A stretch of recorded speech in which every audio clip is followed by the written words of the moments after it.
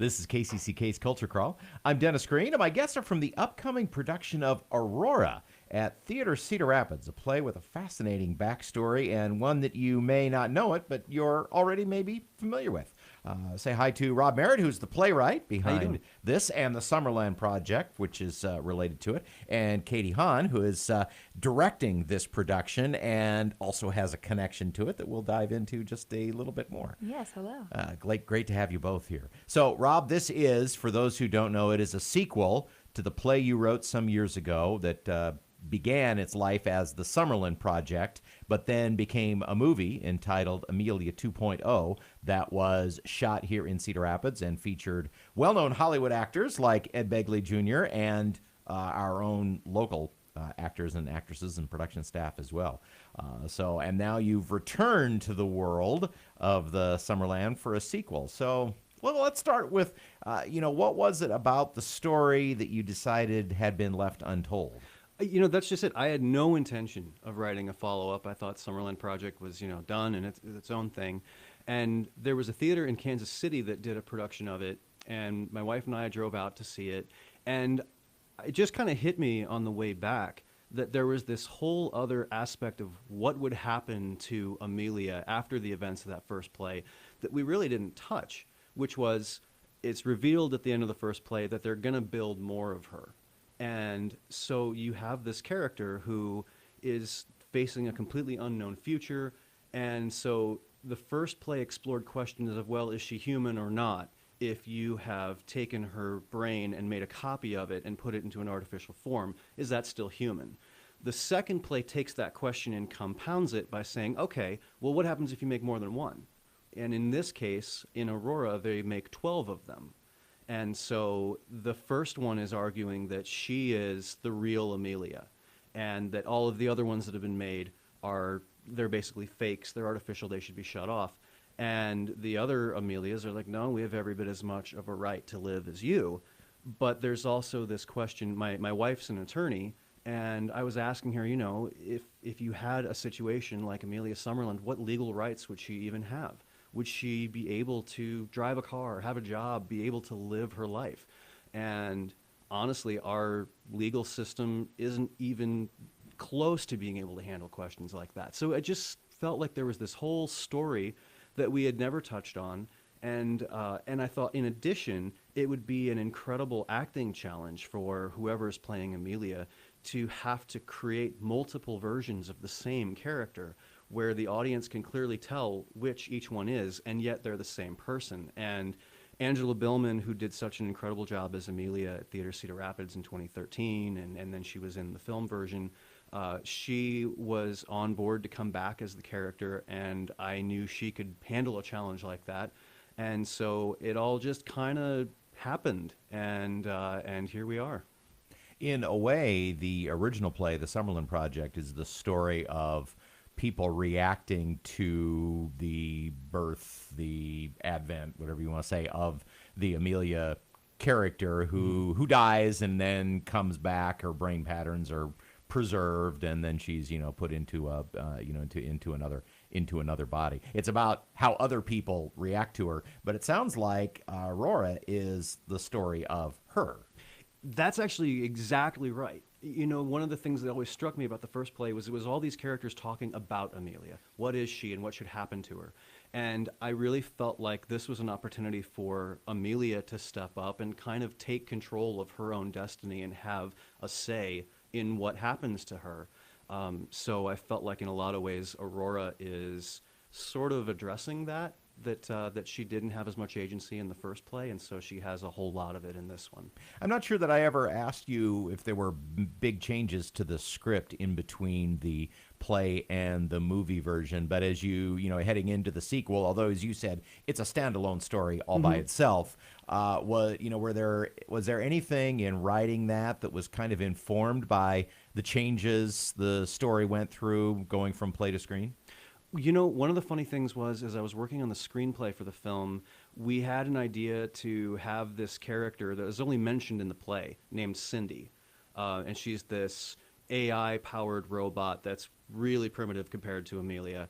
And I wound up writing a scene for her in the film, And although they didn't use that scene, I had so much fun writing her that I thought, I've got to use this character again because she is just so much fun. And actually, so in this play, we did a staged reading of it last fall, and there were a number of people who came out of it saying that Cindy was their favorite character in the whole thing. Noelle van den Bosch plays her and is absolutely fantastic and just does all these great things. And Noelle's been working with Katy on movement and how to build that character, and Katy is actually doing some amazing work with the actors in the cast just to kind of bring this story to life and bring those elements out. Katy, you're the director of Aurora, but you have a connection to this because when the very first proto version of the Summerland Project, which was a part of the Underground Festival at TCR some years ago, you actually originated the role that Angela's playing, Amelia. Yeah, in the 2011 Underground production, I played Amelia Summerland, and it was quite the challenge to play a character that starts off pretty wooden, or I don't know, metal, I guess, in this case, and gradually becomes more human. Like, how do you play a character that doesn't need to eat? How do you play a character that doesn't function the way that your body functions is, something I'd never ever even attempted before. And I think Angela is definitely in, the various times that she's gotten to play this character, she's built on that beyond anything that I was able to accomplish in the Underground production. But it's really fascinating to, work on something that you think at the time is just going to be a one-off. You're going to just do a couple performances of the show, because I think we just had 2 performances. Yeah. Didn't we? We did 2 performances in the Grand, and, super low budget and everything.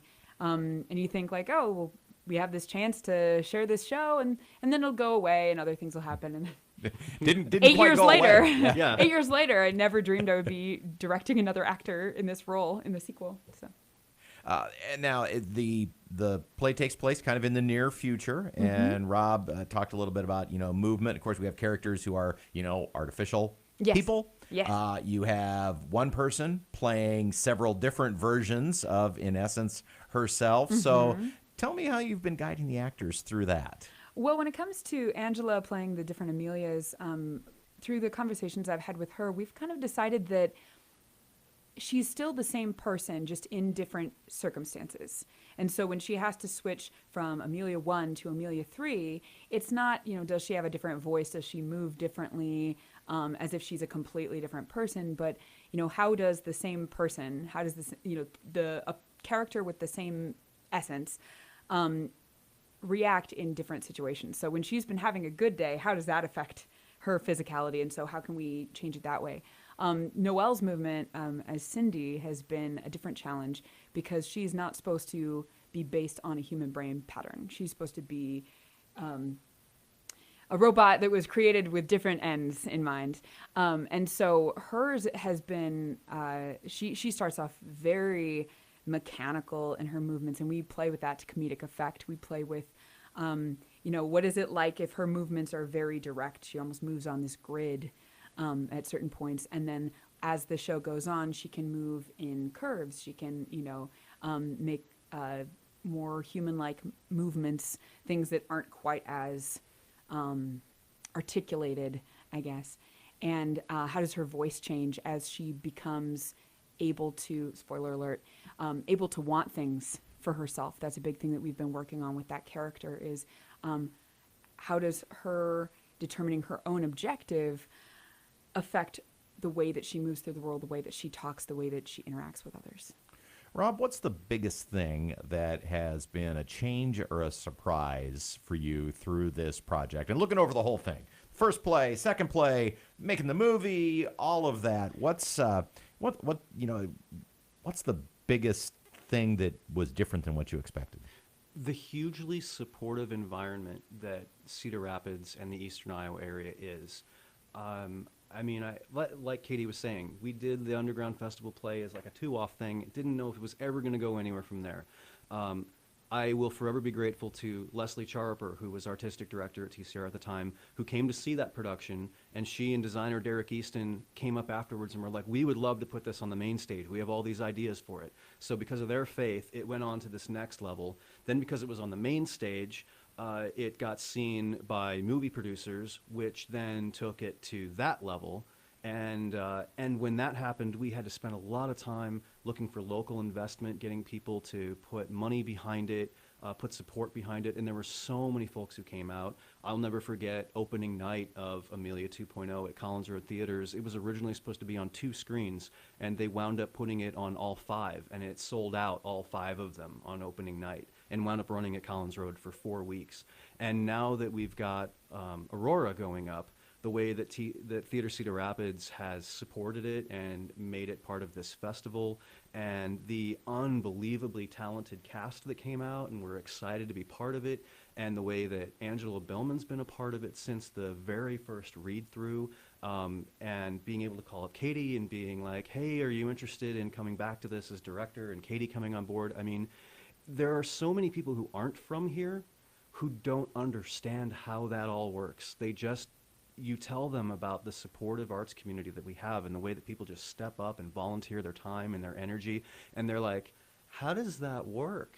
Because in other Quite well, thank you. I mean, those of us here, we're so used to it because we've grown up with it, but you go to other communities and they just don't have this kind of support. Or either they don't have the talent or they don't have the volunteer enthusiasm. And I mean, Summerland Project, and by extension Aurora, would never have made it if it wasn't for the incredible local support that it's gotten, and that has been very eye-opening to me, and I'm incredibly grateful for it. We should mention that this is a part of this year's Underground Festival, not a part in that it was a play that was submitted and juried and all of that, but you were kind of asked to kind of be the headliner of the festival. Well, and that's what's exciting is the Theater Cedar Rapids has made a festival where the theme is science fiction. I think the exact theme is called Out There. And so all of the plays that are in the festival revolve around a science fiction theme. And I believe that Aurora is going to be the 100th play that the festival has produced since it started in 2010. And so, because Erica, my friend Erica, actually was a big part of starting that festival almost a decade ago. And nobody, just like this show, nobody knew what it was going to become. And it's become this annual thing at TCR, and there are so many people who participated in it every year. And so considering how huge that festival was in helping to launch Summerland Project, it's really exciting to be coming back to that festival now with Aurora and just being part of that community. It's not just a 2-off. It's not just a couple of shows. You've got a full run opening August 8th. Yep. Okay. And running for a couple of weekends, I think. Yeah, through the 18th. And and the biggest thing is I've had a lot of people come up and say, hey, I didn't see the Summerland Project. Is Aurora going to make any sense? Do I have to see the first one? And I've really tried to design it so that you don't. I mean, I'm a big fan of Joss Whedon's writing, and I will never forget going to see the movie Serenity, and I had never seen a single episode of Firefly. And I just went to this movie, and I loved it. And it was so, like, all the characters were clearly explained, and the story was very clear. And I came out of that, and I was like, wow. And I went back, and I watched Firefly. And then I went and I watched Serenity again. And it was even better. Now I'm catching all these little things that he put in there for people who know the show. And I just never forgot that he wrote this project that worked on 2 different levels for people who had never seen it before and people who were already fans. And so when I wrote Aurora, I was thinking about that. I was like, I want to write a play that works on one level if you've never seen the Summerland Project. But if you have seen the Summerland Project, you will catch all of these little references and things that are in there. The play is Aurora, opening as part of the Underground Festival at Theater Cedar Rapids on August 8th and running through the 18th. If you'd like to know more about that, you can visit the Theater Cedar Rapids website for this and the other plays in the festival. Go see the other shows as well. Go see them. It just could be the Summerland Project of tomorrow. Entirely possible. Yep. Well, thanks so much for being here. Sounds, it's been obviously a labor of love for you both. You a lot, Rob. And I'm just happy to see it continues. Thanks for being here. Thank you, Dennis. You can hear the Culture Crawl live on the radio throughout the week on KCCK at 1020 a.m. or download the podcast, watch or listen on your own schedule using your favorite podcast aggregator or at kcck.org/culture. I'm Dennis Green.